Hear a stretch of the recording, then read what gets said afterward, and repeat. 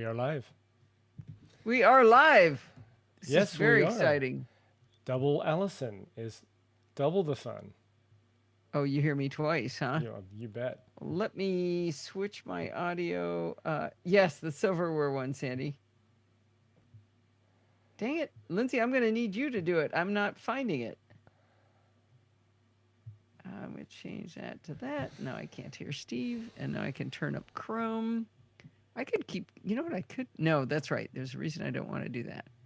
Okay, there we go. Because I can't mute you on Discord. Do it every time. Maybe Lindsay can load it up. Actually, I should close the door because there's like animals coming in here and everything. Animals left and right. Lindsay's going to work on it. Oh, okay. You probably can't hear now. All right. Here we go. This is very exciting to be here. Very, very exciting today. This is going to be an odd show. It's going to be short for you guys. So we can afford to just goof around and just play with the audience here and show videos of my grandson, you know. That's why they come here, I'm sure. Exactly. But I want to tell you guys something. You may have noticed my new shirt.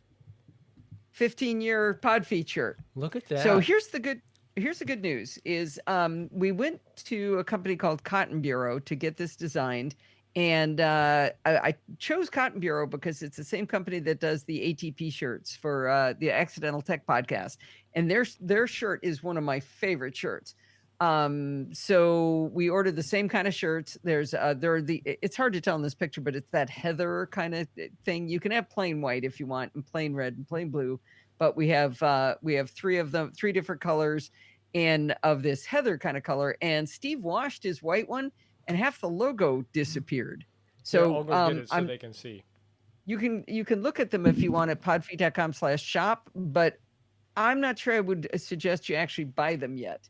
So we're going to do a little quality control test and wash all 3 of the ones I bought. He bought just one, I bought 3, and see if we can figure out what's going on with that. So, yeah, that was unfortunate. So not quite half show the it to him, logo, Steve? but one part of it. See how well, you turn it 90 degrees. There you go. You see the side of the foot? Nope, the other side, that side, it's starting to fade away. And I mean, you expect a certain amount of fading, but on first wash, you wouldn't expect, a third of it to have disappeared. No. So disappointed. We are going to have a little chat with them about the quality control on that if it affects the other shirts as well. Unless maybe these are designed to fade to give it that old weathered look. Well, we can look at my my ATP shirt. We've washed that a lot, and it's definitely faded. It's not as bright as it once was, but it's not like that. So, yeah. All right, we should probably. Oh, the file size. Oh, in it may Discord not is let 8 you do that if it's 8 megabytes. I'm not sure. Lindsay's saying it's too big. Yeah. Well, I guess you just won't have to get to see an adorable video of my grandson. Oh, I tweeted it. We could find the tweet and post that, right? Hang on. We can do that because I know everybody is sitting on the edge of their chairs to see a video of my grandson sorting silverware because that is exact to music. Well, now don't make it sound interesting. I was trying to make it sound really stupid. Okay. Which isn't that hard to do. Why am I just being stupid? Okay, here we go. Rose made it. Welcome, Rose. Oh, I haven't even done. Oh, here it is. Oh my God, this is so epic. You guys have to watch this. It's hilarious. Copy link to tweet here. The only reason I came, Dorothy. No, it's so funny. Okay, I'm going to do roll call while you do the mandatory viewing of my grandson sorting silverware. We have Brett and Rick and Sandy and sober Nick Nolte tonight for some reason, and Steve and Michael Westbay. Let's see. Hang on. And Lindsay, the daughter, and Dorothy and John and Rose, and no Wheels. Where's Wheels? Kevin did have a written excuse, so we were not expecting him tonight. I didn't have the right Discord chat room in the feed here in our stream. What were you showing? Last week, which wasn't very active. How do you even do that? I have a link in Mimo which links to the chat room. Oh, really? Yeah. The chat room has different. Not an HTML type link or URL, but a reference by title of the chat room name. That's how it looks it up. So really? it was looking up last week's and found nothing. That's odd. I didn't even know there was such a thing as a link to the specific. Huh. I mean, I thought it was just one long stream. It recognizes apps. So once you specify the app, then it has to go find the right title of the app. But I thought the stream was just one giant long stream, and you just changed the name. I do, but it had the wrong name in Mimo, so it was linking or looking up the wrong chat room. Even though it's the same chat room, it wouldn't find it, so it showed last week's data. I see. You could give them the generic one, podfeet.com/chat. No, it needs the Discord app name. Okay. Whatever you say. Make him all right. Make him work for his keep. I'm telling you, that poor kid. He had to. Well, anyway, I thought it was funny. I thought he was hilarious. You're not trying to fill space, are you, Allison? Not at all. All right, all right, we'll start. We'll start here. Muting Steve. Hi, this is Allison Sheridan of the NosillaCast podcast, hosted at podfeet.com, a technology geek podcast with an ever so slight Apple bias. Today is Sunday, July 5th, 2020, and this is show number 791. This is going to be a rather unusual NosillaCast in terms of format. We're going to start with a great review from Nuclear John, also known as Jonathan Scott, that I actually held over from last week because I had enough content. Then I've got a dumb question from Ron. Dagnabbit. This guy, actually, I asked him to email me how to pronounce his name, and I made myself promise I would remember to look it up. Heiby. Heiby. And I had so much fun this week nerding out together. And I asked him how to pronounce his name. And then I forgot what it is. Okay, I'm going to listen to it. Heiby. There we go. You know what? That's not enough to be worth doing. I'm going to re-record. Heiby.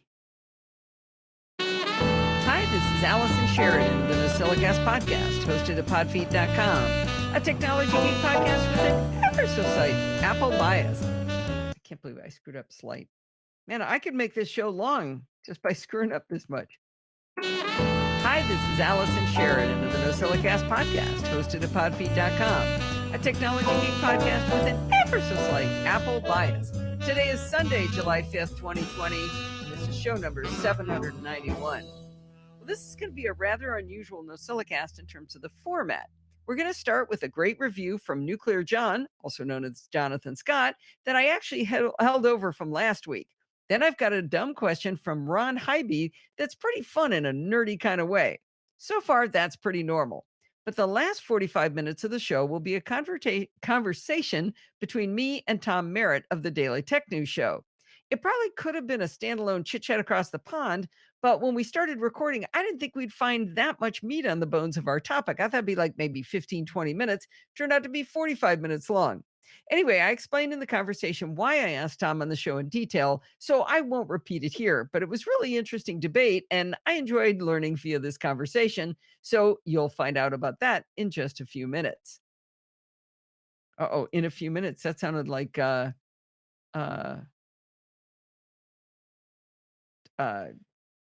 Ken Ray's show that I just quoted there. Hopefully he hasn't trademarked that or copyrighted it. I said in just a few minutes, so I think I'm safe. Joking. Let's see. Copy link. Lori Gill? Gee, I don't even know what episode it was. There's not 3 C's in Chit Chat Across the Pond. It's 644. Oh, it is? Yeah. Oh, thank you. Number 644.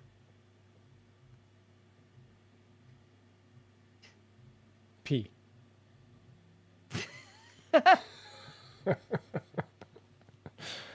Not that I'm micromanaging or anything. No, that was actually good. I had a brain fart because I'm having a lot of brain farts already tonight. I don't know why, but my trackpad got stuck to the side of my keyboard and I got confused. Oh, that new device. Well, no, I took it out of that new thing because it was bugging me. Oh, I'm going to be doing. Are you going to show? Yeah, this is the 12 South Bridge. The idea is you drop your keyboard into it here and your trackpad over here, or if you're left-handed, you go like this and you slide this thing. This thing slides over. I don't know why it's not sliding, but anyway, it's supposed to slide over to the other side. You put it over on the other side so you can be left-handed. And then you drop your keyboard and your trackpad into it, but they say drop it in, and they've got a little video of this woman gently going like this, and she goes and taps it in there, and I had to stand and press it down in there, and then the trackpad was still sticking up kind of on the side. Oh, you know what? I can see what's wrong right here. I just found out what's wrong. These little feet. I don't know if you're gonna be able to see the resolution. See, that one's crooked. Oh, yeah. It's a little bit crooked there. A little bit, yeah. I think it's not holding it in properly. But anyway, I've written to them. Oh yeah, that one's all messed up too. No wonder. Can they be fixed? I don't know, or whether it just came to me poorly made, or what went on. Well, we know how that review is going to go. Well, we'll see. Here's a finalized deck build I built, which I posted the construction picture. Oh, that's nice. Oh yeah, we did see that, John. That's cool. Wow. That is really nice. A deck bed. Huh. Is that where you have to sleep when you're naughty? Sorry. Who's in the picture? Oh, wine glass. Could that be Mrs. John? Might be. And your dog? Or just some stranger that walked by? Yeah, we really want to know who the dog is, probably. It might be. It might be, yeah. All right, I'm going to keep going. All right.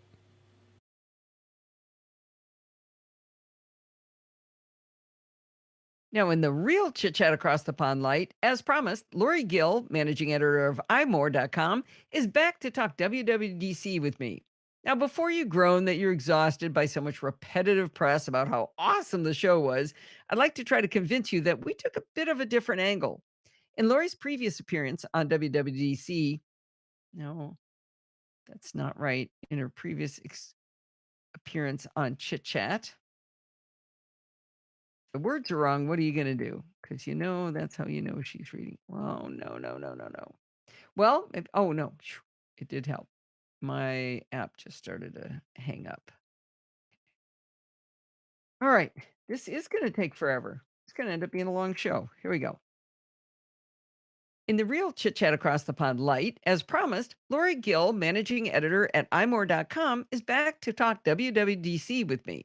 Now, before you groan that you're exhausted by so much repetitive stress about how awesome the show was, I'd like to try to convince you that we took a bit of a different angle.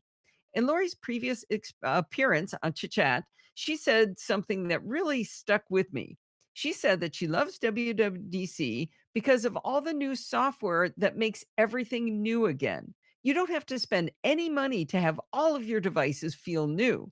So we started this episode by focusing on who gets to enjoy the new hotness in macOS Big Sur, iOS 14, and watchOS 7.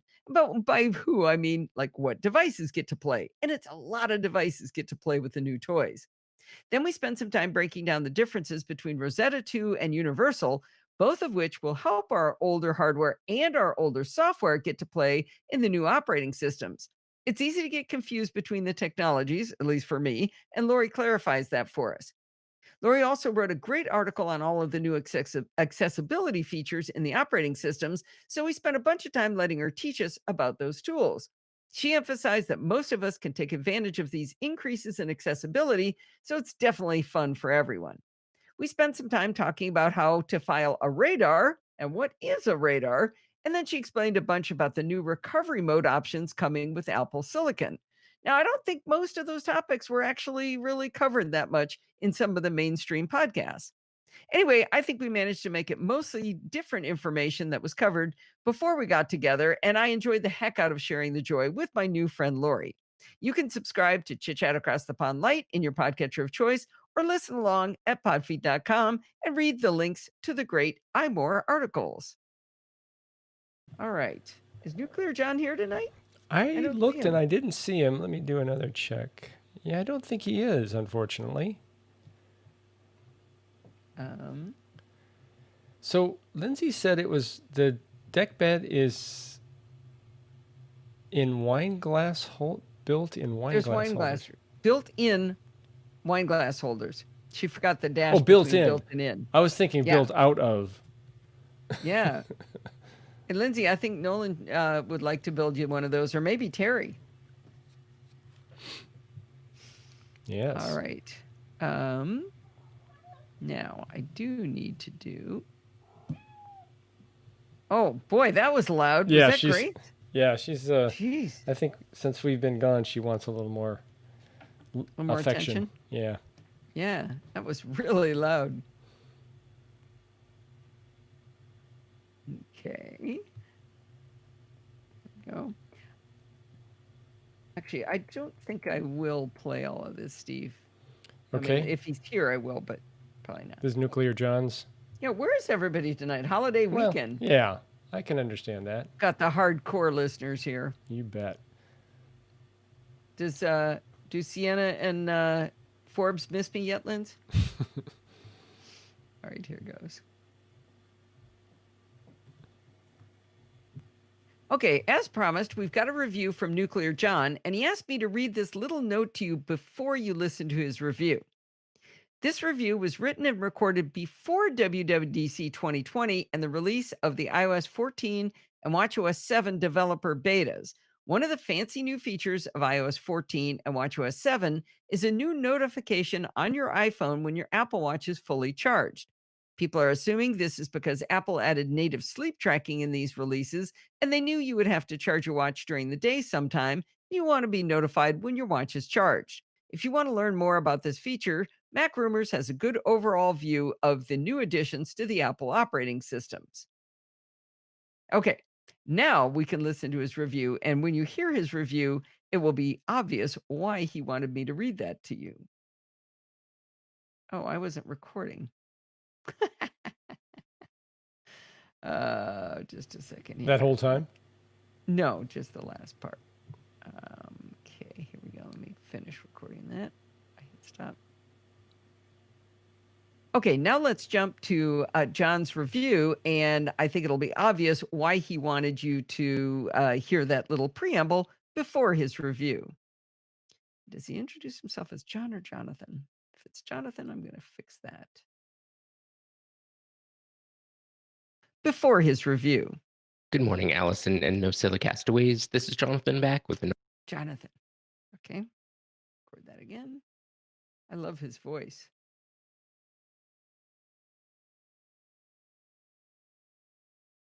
Okay, with that preamble done, let's hear Jonathan's review, and I think you'll understand why he wanted me to read that to you.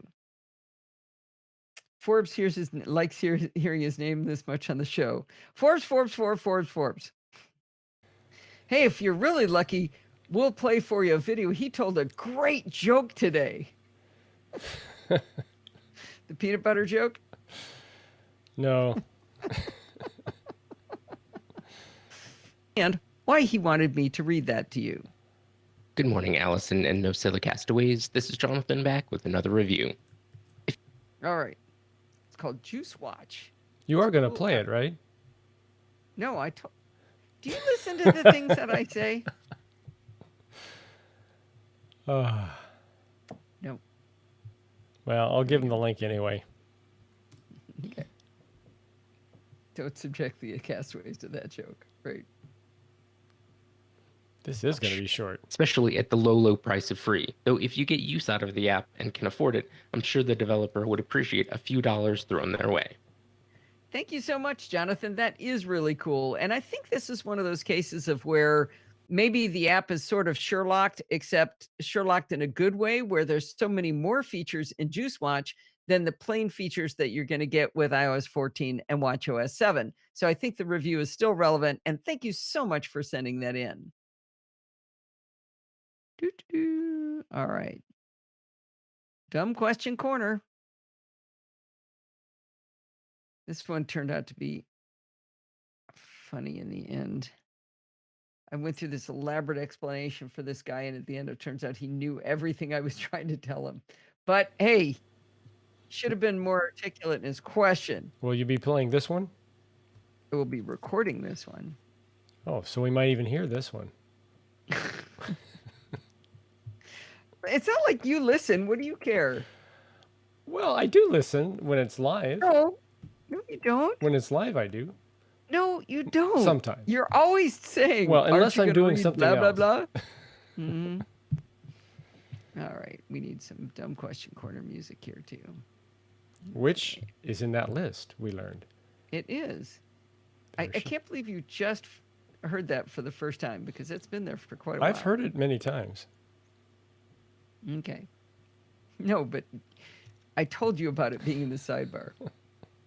Oh, Sandy was asking about where Kevin is. Yeah.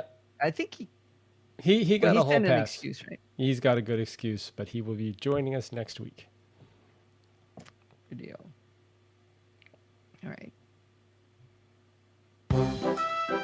Dumb Dumb questions. questions. Dumb questions. What is? How come I always have to? It's time for Dumb Question Corner. Well, like I said up front, Ron Hebe wrote in. Was it Hebe? Oh, I gotta look it up. I thought it was Hebe. No, Hebe with a B or Hebe with a V. Okay, let me play it again. It's Hybe. Hybe. He's giving you the Hybe-Jibes? All right, I gotta do this again. Oh. All right. Ron Hybe. It's time for Dumb Question Corner. Well, like I promised up front, Ron Hybe wrote in a dumb question in our Slack at podfeed.com/Slack. He wrote, just listening to the In a Few Minutes episode from February 14th. He's referring to Ken Ray's podcast called In a Few Minutes. Anyway, he said, I heard you mention about using Airtable for tracking the streaming stuff you have in process. I know almost nothing about Airtable, having just looked at their website's main page a bit. I'm not understanding what it is about Airtable for this use case that would not be handled equally well as by a Google spreadsheet. What is better about Airtable for tracking that? Well, I put this in the dumb question category because it was the exact same question I had for years and years. I was too embarrassed to ask because everyone else seemed to see this epic difference between a spreadsheet and a database, but I couldn't see it. It actually wasn't until I started using Airtable that I finally grokked the power that a database can give you. Now, get me wrong, databases won't necessarily replace spreadsheets in your life because who doesn't love a good pivot table? But I see each tool as having its own purposes and problems they solve. With a spreadsheet, you have what are essentially flat files. You may have a link from one sheet to another for an equation, for example, but there's no fundamental relationship between them. With a relational database, there are relationships between types of data. Let's use my TV watching database as a set of problems to be solved. My husband Steve and I watch some TV shows together, but we also have shows that we only watch alone. The TV programs we watch are on all different networks, and we can never seem to keep track of which one is on what network. We also have a bad habit of forgetting what we're watching or that we're watching a series, and then we stumble across it much later, having entirely lost track of the plot. Another problem we have is remembering if a series is still actively being produced or whether maybe it's on hiatus or perhaps we've watched the entire series. We wanted a way to slice and dice the data of what we're watching by these different parameters. It would be nice, for example, to be able to see at a glance whether we're still watching anything on a specific network, thereby letting us know if we could cancel our subscription. We were actually getting stressed out by all these problems. And, when TV is stressing you out, you know you're doing it wrong. Well, in Airtable, I started by creating what looks like a spreadsheet using what Airtable calls grid view. Down the left column, we put the show name. Then we added columns for the network on which it's airing, who's watching, whether it's active, and whether we finished watching it. If this was a spreadsheet, we could fill in each column and we'd have a nice chart of all the shows with all the information we needed. But let's start walking through a use case scenario. Steve sits down to watch TV while I'm upstairs obsessively coding for my programming by stealth homework. He wants to watch something that we're not watching together. In order to easily find just his shows in the spreadsheet, he has a couple of options. His first option would be to select the top row, add a filter, and set the Who's Watching column to Steve.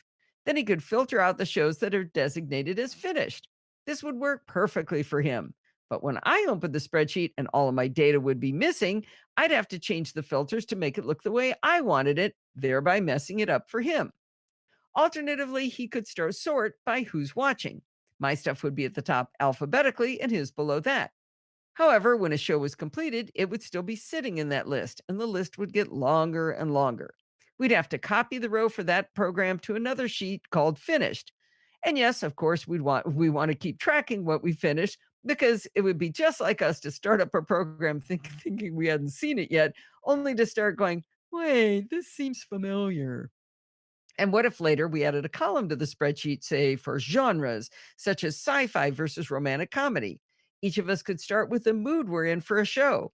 How would that sort get messed up with two people changing the same spreadsheet? Now, Steve could also make a pivot table that showed just the data he wanted to see and not mess up the original spreadsheet. But the last time I checked, pivot tables don't update automatically, so even more confusion would probably ensue. Now, let's see how a relational database can solve this problem elegantly and simply. The main thing that databases have that spreadsheets don't have is the concept of a view. Views are just what it says on the tin. They allow you to view the same live data in different ways. You can arrange everything to your heart's content in a specific view and not break any of the other views. At the same time, if you want to change the values while in a view, it affects all values in all the views.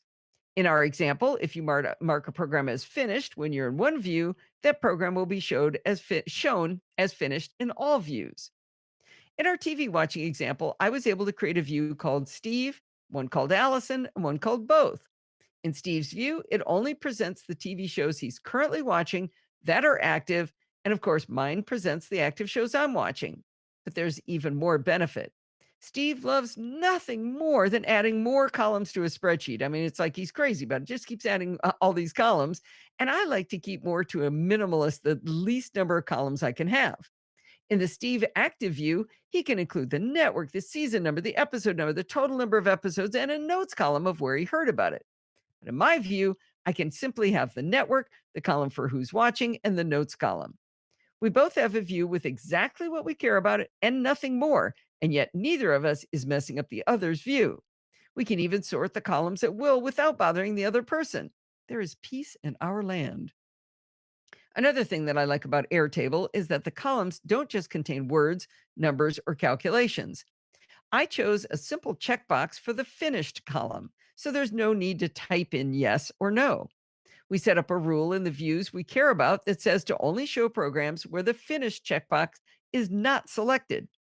Now, to be fair, you can in a Google Sheet add a checkbox and then a filter to choose whether to show the checked or unchecked rows. Now, I've been referring to rows and columns because that's what they're called in a spreadsheet. But in a database, the data in columns are called fields and the rows are called records. Airtable goes way beyond checkboxes for the format of the fields. In addition to single and multi-line text, a field can be an attachment. It can allow multiple selects and single selects. It can identify the collaborator via date, phone number, email, URL number, or currency. Airtable also color codes things very nicely. For example, in our single select field for who's watching, the Steve entries are nice little blue bubbles. And because I like to annoy myself, those programs identified as just for me show Al inside a pink bubble. And the shows of both of us watching have little purple bubbles. You can change that, of course.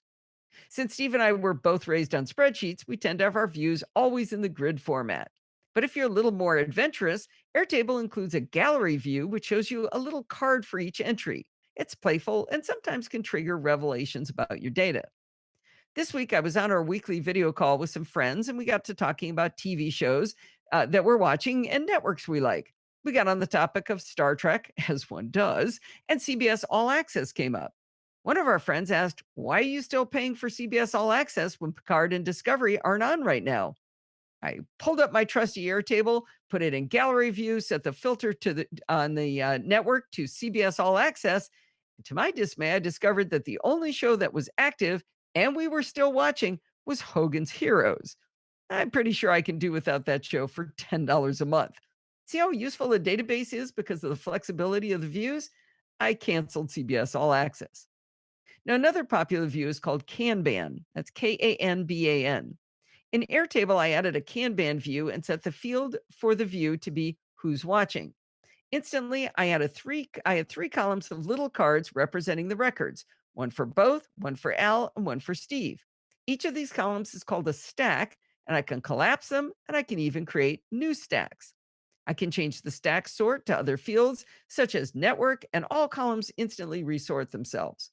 By default, the Kanban cards only show the program name and the network in my case, but in the customized cards menu, I was able to turn on as many more fields as I like, and the cards expand to show the newly enabled information.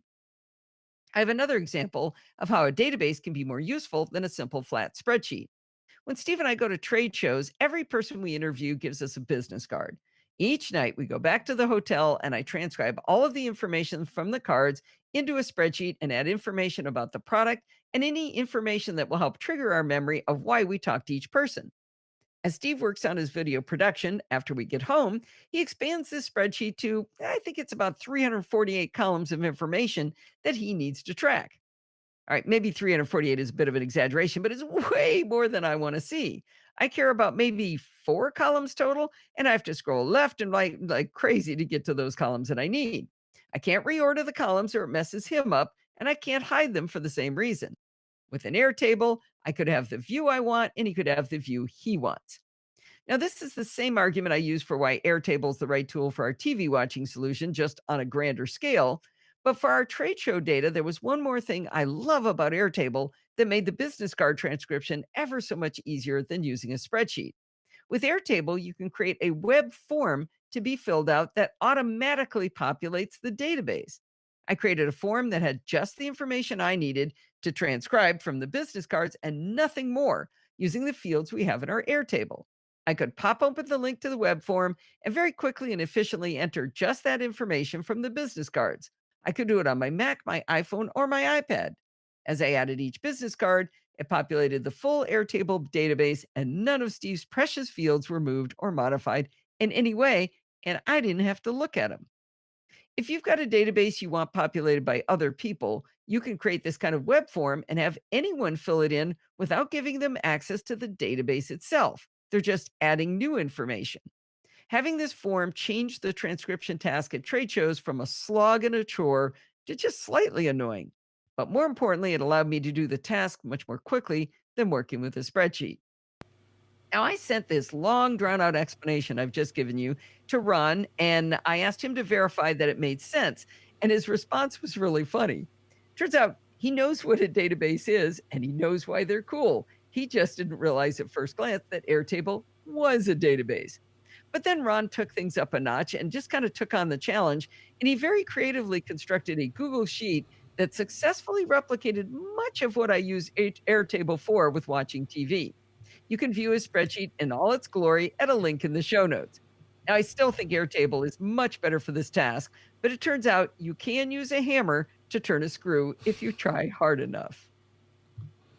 You laughed while I was still recording. Sorry. You like that ending? Yeah.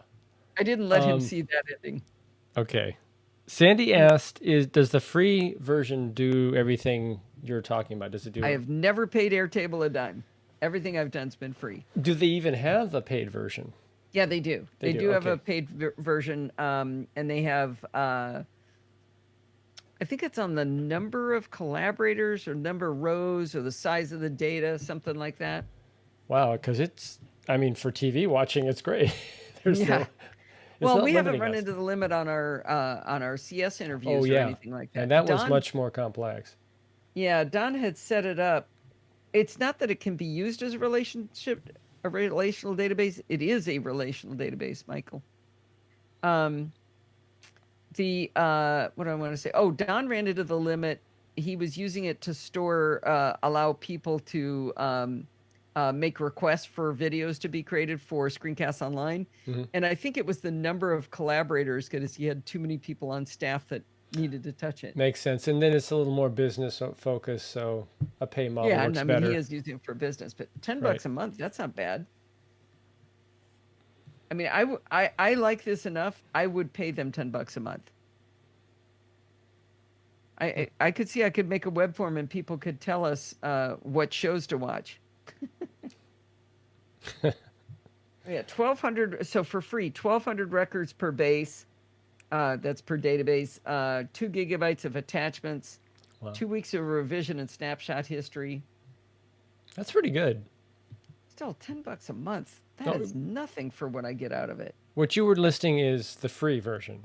Right? Yeah. So these advanced blocks and color coding and stuff, that looks fun. Sorry, I'm getting distracted. That's that's cool. I'm surprised it's that cheap. I mean, I like it that much. Well, I use it for a lot of stuff. It's really, really fun. So I hope that wasn't too Have you done a review on Airtable? Yeah, I have. Okay. I have done a full review. So I sort of cheated by giving you a lot of that information again.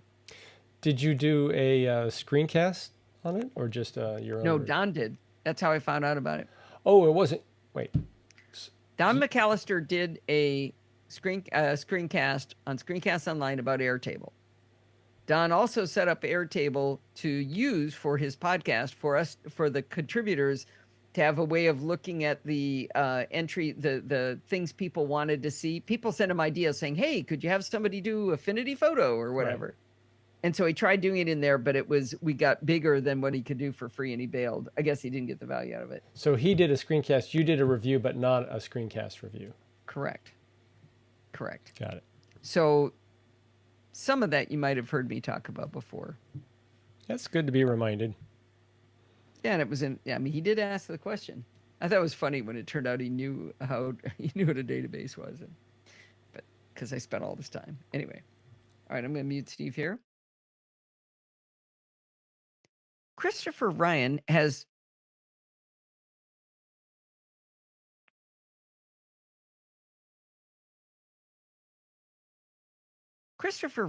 figured out something really cool.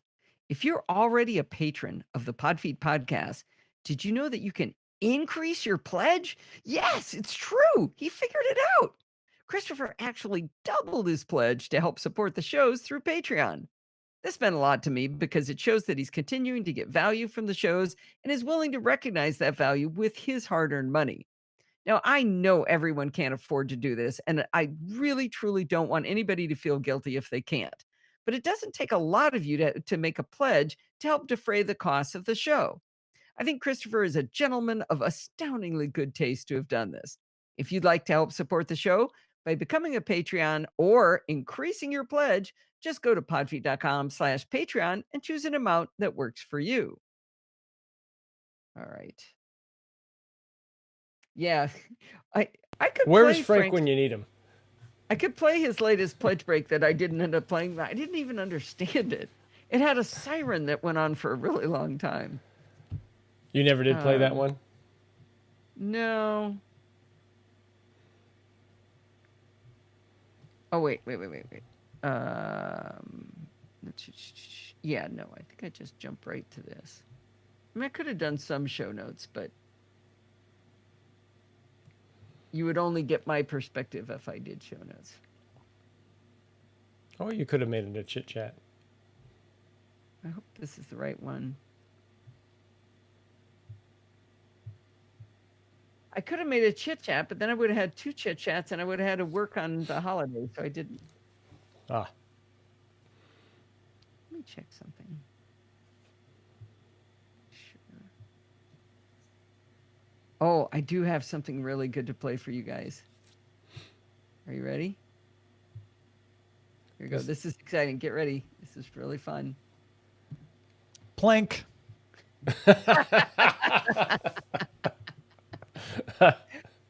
So, did you tell him about this? Mm-hmm. Or has he recorded with Bart before and he knows about it? I almost, for Bart, I should put it in. You should. Plank. A little Easter egg for Bart. I mean, if Forbes is still here and listening, it can't be as good as this. I'm getting a delay on you. What? You keep talking over it. No talking. Blinky blink. Yay! Oh, good job, Forbes. Best one ever. I think I'm just going to start collecting them. Maybe I can get Lori Gill to do one. I can just make a whole series of people saying plink. I should have had her do it last time, but she wants to come back on. So he's Forbes is still listening, so he heard his plinky. Oh, good. All right, let's see how this connects up. Increasing your pledge, just go to podfeet.com/Patreon and choose an amount that works for you. 2 weeks ago, what was that big breath? I think it was a little long. Yeah, you think? Uh-oh. Should put in a link to that. Dagnabbit. Phooey. Hang on. Come on. Where is it? There it is. Okay. No, that's not it.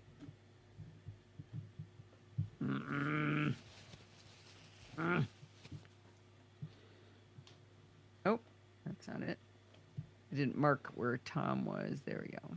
Now we can zoom that. Oh, you think the gap was too long too? Yeah, I think it was. All right. Okay. Well, it's a little tough when you're shifting gears unnaturally like this. Okay, so Tom and Allison debate. What are you doing with your mic? It's the cat. Gracie is a little frisky with the mic. Okay. So I'll play a little bit of this and then we'll probably cut out early. Amount that works for you. 2 weeks ago, the internet lost its collective mind because Apple rejected an app in the iOS App Store. Now, as happens, I found myself trying to reason with the angry mob with points I never hear anyone else make, but I was just kind of talking into the air. I really wanted to have a reasoned conversation on some of these points with someone who wasn't enraged like everybody else, but could perhaps be a foil to my arguments. The least enraged and most logical and informed person I know for this task is Tom Merritt of the Daily Tech News Show. So I asked him to come on to hash this out with me. Welcome to the show, Tom. Thank you. I will try not to be enraged. Yes, be pathologically unbiased, right? I'm not really, but I do try to make sure that I'm looking at as many angles as I can on stuff. Okay, good. Well, let me set this up a little bit. There's a lot of nuances to what irritates people about the iOS App Store, but the thing I want to jump right into is the bit where I seem to be alone in thinking Apple is not doing something awful. Because so the loudest people are constantly saying that Apple should not take a 30% cut on sales of apps. And those same loud people never seem to mention that a while ago Apple changed it to 15% after the first year if it's a subscription. So I've heard people they keep saying Apple could take half of that percentage and still make it a profit. And I don't think there's any way that that can actually be a known fact because Apple doesn't publish the profit on the App Store. But even if they could, why would 15% be the right answer? I mean, why should it not be 30%? And I think this bothers me because people never take into account what it costs to invent things. They say, okay, what does it cost to run these servers and have the people who do the approvals? Can't be that much. But Apple spent a lot of time and money developing the entire concept of an app store. I mean, it didn't exist for phones before Apple created it. They invented this concept. And inventing things means a lot of ideas were worked on and dropped. So it's not the one invention that costs money, it's all the things you try to invent and then only one thing comes out. So, Tom, why should people be giving it away for free or lower their price? Why does everybody think that except for me? I think I'm not sure which straw man I should attack first. I've been yelling this for a long time by myself. Yeah, I don't think you're the only one making that argument. I've seen that argument a lot, and I don't think everyone is saying Apple should not take a 30% cut. And I do think that this is the weakest argument about Apple's App Store policies. Of course, they should take a cut, and in fact, 30% is the standard. Google Play also takes a 30% cut. Oh, they do? Yeah. Oh. So that's not the problem here. The problem is in what your options are, and can you do things within the App Store rules that other people can do if your product is slightly different. But the 30% cut, I mean, sure, you could argue like, could it be smaller? Yeah, it could be, but it's pretty standard as far as putting an app up in the App Store and selling it goes. 30% cut is pretty standard around. There are other revenue splits here and there. There are other revenue splits, say on YouTube or places like that. But really, the 30% cut, I don't think is that controversial until you get into ongoing subscriptions. That's where I think people start to get rubbed the wrong way, because saying, okay, if you're going to sell your app in our app store, we want to take 30% of the price, is doing exactly what you say, saying, you're providing me space in this app store, I'm going to give you a cut of it. Subscriptions get muddy. Subscriptions make the argument a little weird because you're giving away the app for free, making money on the subscription. So there's no way for Apple to get a cut unless they take a cut of subscriptions. But at some point, you're paying for all of the operation. You're paying for maintaining subscriptions, maintaining your service. All Apple's doing is the same thing it does for apps that live in the App Store, host the app. Those apps only have to pay 30% that one time. You have to keep paying 30% for a long time. And I think that's what starts to mess with people's head. That said, I don't think Apple taking a cut, even at 15% after the first year, is wrong. You can argue numbers all day long. What I think we'll get to in this conversation is if you don't have the opportunity to have an effect, to negotiate, to make a choice, people start to be rubbed the wrong way.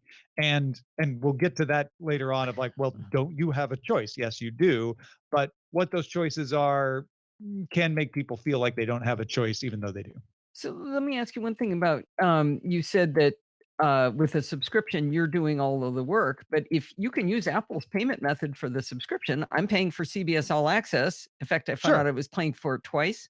I was paying for the commercial free version and the regular version, but Apple actually gave me my money back when I noticed it, so that was good. But so that is being and this handled gets into the by choice them, thing, right? Sure. If you want to have Apple manage that customer relationship and that payment system, then of course it makes sense for them to take a cut. But that's when the comparison starts to suffer. Because if I use PayPal to take my subscriptions, they don't take 15%. They certainly don't take 30% for the first year. If I'm using Patreon for my subscriptions, which I am, they don't take 15% or 30%. That is not a standard rate for subscriptions. But beyond that, can I choose not to use Apple's payment system? Well, so it's a lot more than so Patreon, you're not getting the kind of service that you're getting from Apple. That's like saying I don't pay my garbage collector. I mean, it's not an equivalent service at all.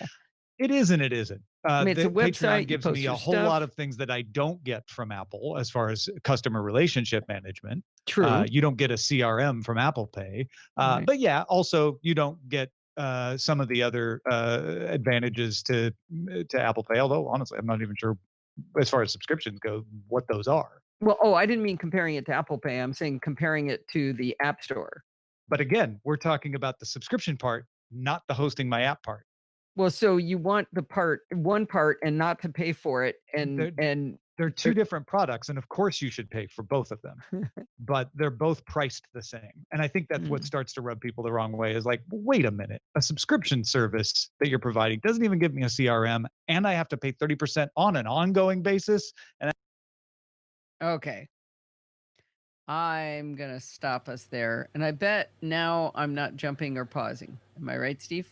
You're delayed, but not jumping or I am. pausing. Wow. But my guess is you will catch up. Usually when you stop playing audio on Hindenburg, you catch up. Hey, gosh, Lindsay, these LED lights you're back. I have here, they're really hot. Audio and video are out of sync. They're getting in sync. What happens typically, you're not talking. Yeah, you're almost in sync now. So it's Hindenburg. While you're playing Hindenburg, the problem seems to be occurring. Yeah. Is it a large file? I don't know. I don't think that should make it. No, it's a 45-minute file. I'm not sure that would. No, it shouldn't have anything to do with it. All right. We're gonna finish up here. I don't know what to do. I mean, there's so many different pieces here. It's hard to tell. my username is ridiculous. All right, Tom, thanks for coming on and hashing this out with me. Thanks, Allison. All right, that's going to wind us up for this week. Don't forget to send in your dumb questions, comments, and suggestions by emailing me at allison@podfeed.com. Now, you can't believe how many people write to me through a different medium and go, oh, what's your email address? I say it literally every show. And so I know I can say anything I want right now because nobody obviously listens to the end of these shows. But anyway, you can email me at allison@podfeed.com. Those dumb questions, love me a dumb question. You know that. You can follow me on Twitter @podfeed. And remember, everything good starts with podfeed.com. You want to double your Patreon pledge like Christopher did? That's podfeed.com/Patreon. You want to do a one-time donation or maybe quarterly? Podfeed.com/PayPal.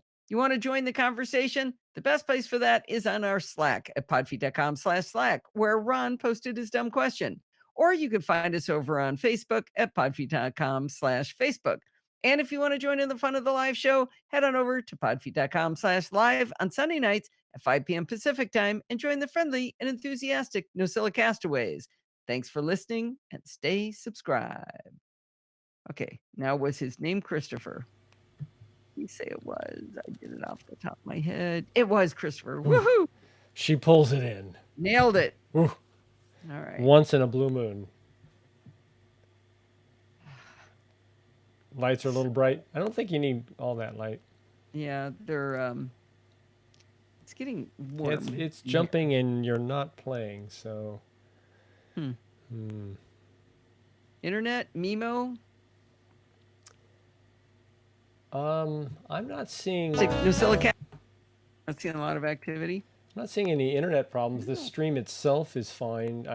I'm getting very few dropouts.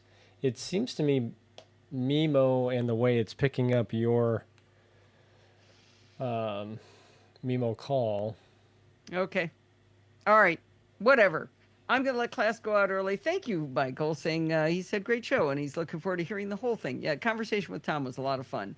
I enjoyed it quite a bit. Why is Drunk Nick Nolte's not listening? Okay, good. Hey, where's Jason? By the way, Kevin snuck in. Yeah, I've been talking to Kevin. Oh, okay.